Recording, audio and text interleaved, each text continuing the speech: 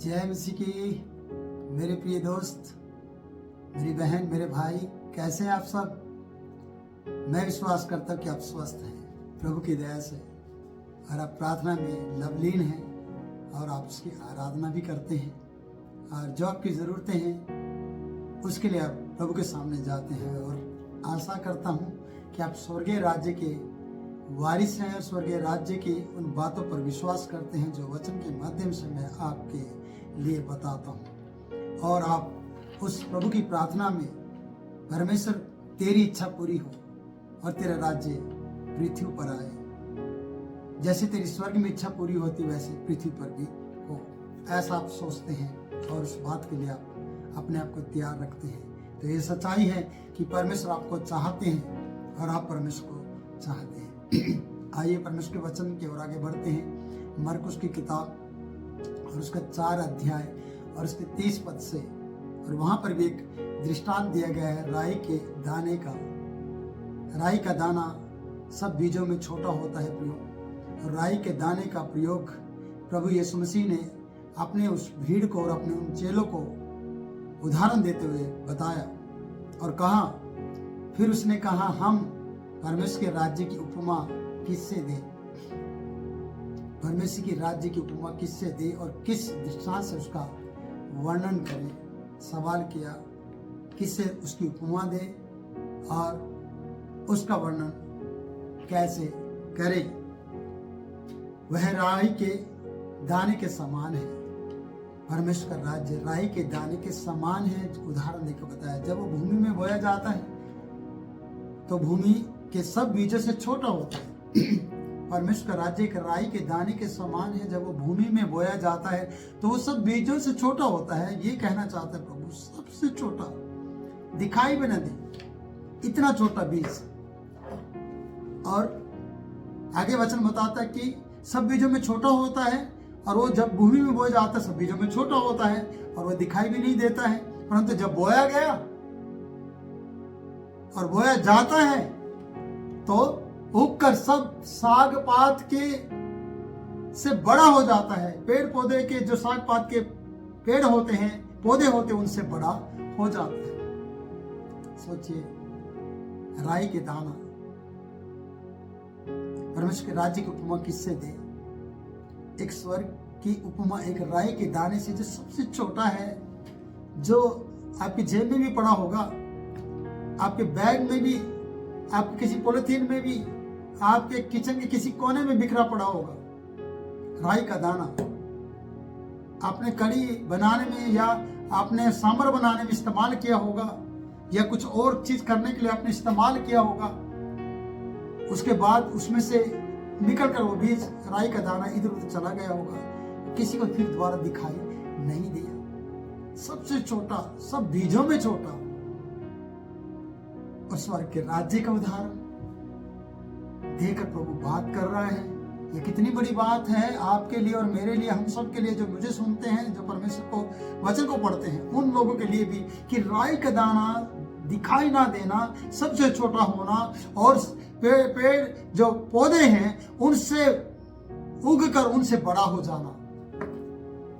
और यही है परमेश्वर के राज्य की उपमा का एक अलग उदाहरण। कहते कि बोया जाता है तो उगकर साग पात से बड़ा, सब साग पात के पौधों से बड़ा हो जाता है, और उसकी ऐसी बड़ी डालियां निकलती हैं। राई के दाने की जो पौधे की डालियां होती है ना, ऐसी डालियां निकलती है कि आकाश के पक्षी उसकी छाया में आकर बसेरा कर सकते हैं, या बसेरा करते हैं, छाया लेते हैं उसकी डाल में ची ची ची ची ची ची ची करके बैठते हैं। मैंने देखा है प्रियो, वो नज़ारा देखा है। राई के दाने के द्वारा जो उगा पेड़ है या पौधा है, पेड़ बोल रहा हूँ मैं बार बार, पौधा है जो, और चिड़िया, मैंने छोटी छोटी चिड़िया उस पर बैठी देखी है, बसेरा लेती है, छाया महसूस करती हैं। एक तो वह हरा होता है और एक वो ज़्यादा ऊंचा नहीं होता है, और पक्षी आराम से उस पर खेलते रहते हैं, बच्चे भी उसके उस पर खेलते हैं, आनंद लेते हैं। एक छोटा सा बीज, एक बड़ा पौधा, और चिड़िया पंछी के लिए छाया बनाना और बसेरा करने का एक ठिकाना देना, एक छोटा सा दाना। कैसे? वही है, स्वर्गीय राज्य की बात को आप भी नहीं समझ पाएंगे। इसलिए कहते हैं कि आगे लिखा है कि उसमें वो बसेरा करते हैं, वह उन्हें इस प्रकार के बहुत से दृष्टांत देकर उसकी समझ के अनुसार वचन सुनाता था। लेकिन ये आपको समझना है, वो चेलों को भी उदाहरण दे रहा था, पब्लिक को भी उदाहरण दे रहा था कि आपको छोटा, बेशक आप दिख रहे होंगे, संसार के लोग आपको छोटा समझ रहे होंगे, राई के दाना, अगर राई के दाने को कहे तो वो ठोस है, थोता नहीं है, खोखला नहीं है, उसको तोड़ने पर भी आपको बिल्कुल भरा हुआ दिखाई देगा। लेकिन जब बोया जाता है तो वो सब पौधों से बड़ा हो जाता है और आकाश के पक्षी भी उसका सहारा लेते हैं, उसके नीचे उसकी डाली पर बसेरा करते हैं, चैंचा करते हैं। ये तो बड़ी बात है प्रियो। आप छोटे होंगे राई के दाने के समान, और आप अपने अंदर वचन को भर लीजिए ताकि आप ठोस हो जाए। आप वचन को सीख लीजिए ताकि आप ठोस तरीके से बात कर सके।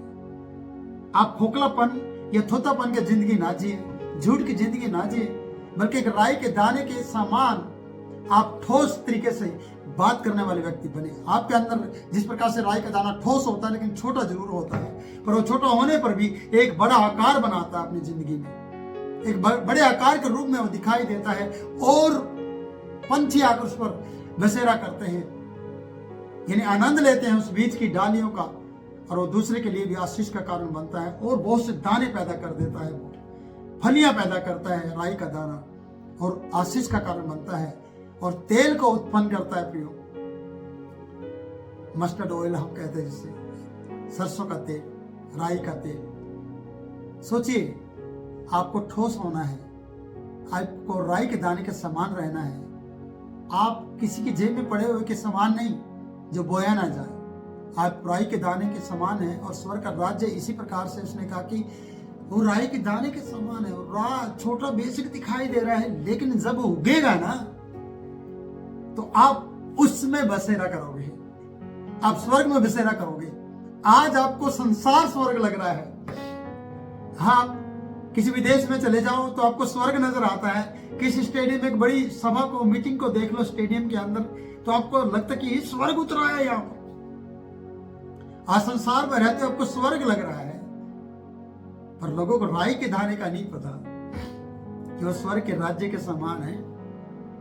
संसार में रहते हुए आपको अपने आंखों से देखी चीजें तो अच्छी लगेंगी, पर राई के अंदर क्या छुपा है, राई के दाने के अंदर क्या छुपा है, राई का दाना क्यों इस उदाहरण के रूप में लिया गया है, इस बात के बारे में आपको नहीं पता है। इसी बात के बारे में बताना चाहते कि प्रभु यीशु मसीह ने इस उदाहरण को इसलिए दिया कि राई का दाना सबसे छोटा है और संसार में रहते हुए बेशक आपको लोग छोटा समझते हो, चाहे आपको गरीब समझते हो, चाहे आपको कमजोर समझते हो, कमजोर वर्ग का व्यक्ति समझते हो, दलित व्यक्ति समझते हो, कंगाल घराने का व्यक्ति समझते हो, पर परमेश्वर आपको इस्तेमाल करना चाहता है।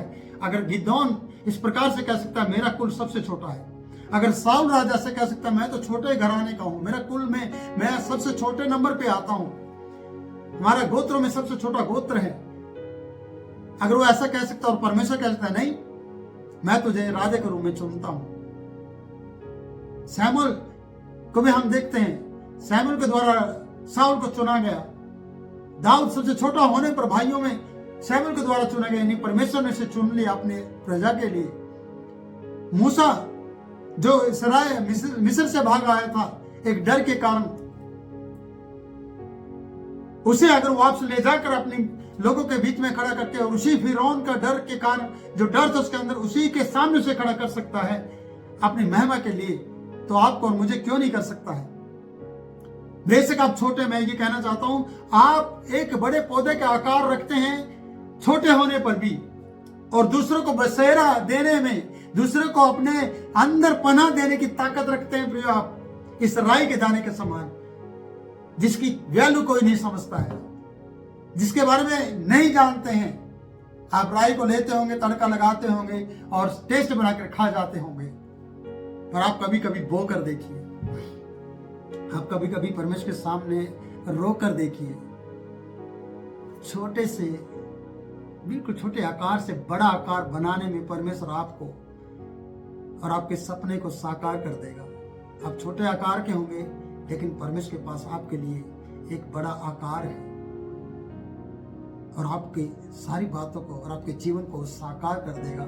अगर आप चाहते हैं कि परमेश्वर मुझे इस्तेमाल कर, मुझे उपयोग में ला, तो आपको ले आएगा। तो राई के दाने का जो बोझ है, स्वर्ग की उपमा देकर परमेश्वर के पुत्र यीशु मसीह ने आपको ये उदाहरण दिया। मैं परमेश्वर दास आपसे कहना चाहता हूँ कि आप राई के दाने के समान दिखाई नहीं दे रहे होंगे, लोग आपको कुचलने की कोशिश कर रहे होंगे, पर आप अपने अंदर ठोसपन रखिएगा, आप अपने अंदर उस सामर्थ्य को रखिएगा कि अगर मैं सही भूमि पे गिरा, अगर मुझे सही जगह पर रख दिया गया, तो मैं दूसरों के लिए आशीष का कारण बन जाऊंगा, मैं दूसरों के लिए बरकत का कारण बन जाऊंगा। अगर मेरे प्रिय, मेरी बहन, मेरे भाई, मेरे बच्चे, मेरे बुजुर्ग, मेरे सेवक, मेरे परमेश्वर के दास, आप चाहते हैं, अगर आप किन्हीं भी बातों में कमजोरी फील कर रहे हैं, परेशान हो रहे हैं, तो आज परमेश्वर का दास आपसे ये कहना चाहता है कि आप ठोस हैं, आप राई के दाने के समान हैं और स्वर्ग के राज्य के उन लोगों के लिए आप आशीष का कारण बन जाएंगे जब आप सही तरीके से अपने आप को परमेश्वर के हाथों में देंगे। कुम्हार के हाथों में जैसे मिट्टी होती है, वो जैसा चाहे वैसा उसे बना देता है और आपका बहुत बड़ा आकार हो जाएगा और आपके सपने साकार होंगे, आपका आकार बनेगा, आपको परमेश्वर इस्तेमाल करेगा। तो प्रभु आप लोगों को इस वचन के द्वारा आशीष दे। मैं परमेश्वर के दास आपसे इजाजत चाहता हूँ, आप मुझे विदा दें। फिर मिलूंगा नए वचन में नई बात के साथ। तब तक के लिए आप सबको जय मसीह की।